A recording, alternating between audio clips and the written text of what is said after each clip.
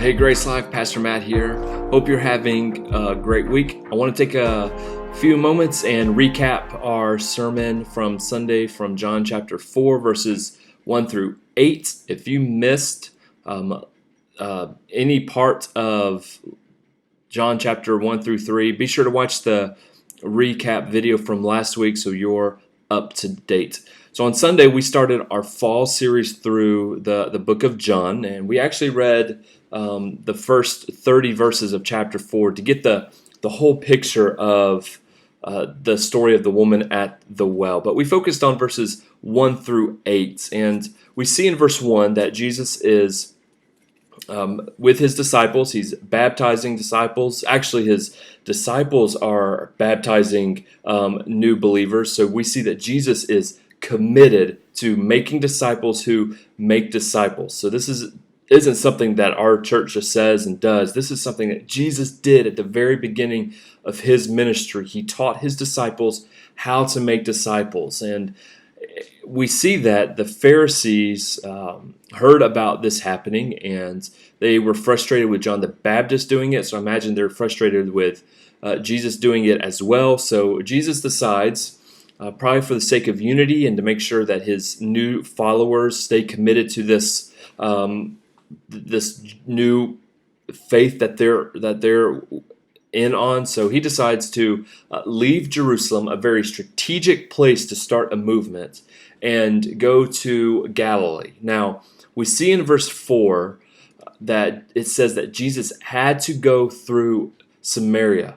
And we read that as he absolutely needed to go through this town on his way to Galilee. We see that there is a divine necessity. I mean, two important words there, a divine necessity for Jesus to go through this town. Now, why is this a big deal? We see just a few verses later that Jesus is going to meet a woman at a well, and her life is going to be changed, and the entire village is changed by the gospel of Jesus Christ. So we see that Jesus has to go through the town of Samaria. So he gets to this well, and we see this woman approach him around noon, and he asks for her to get him something to drink. Now, there's a lot that's taking place just in that little part of the story that is culturally a big deal.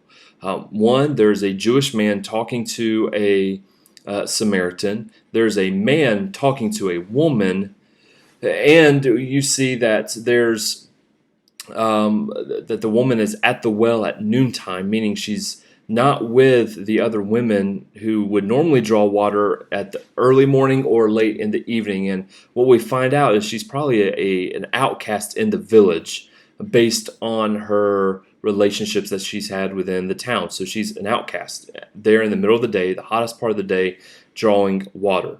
So Jesus is going to break down a bunch of barriers to show this woman that he can make a difference in her life. He is a Jewish man talking to a Samaritan, and Jewish people and Samaritan people, they were not friendly towards one another. Jewish people hated Samaritans. They thought they were dogs. They thought they were vile and disgusting people only because the Samaritans had DNA that was both Gentile or non-Jewish and DNA that was Jewish. So the Jewish people treated them wrongly, and there was injustice towards them. And then in that day and age, men just didn't treat women with respect. They were treated as slaves or servants. So men didn't talk to women in a friendly manner. So this woman is taken aback by this man that she's encountered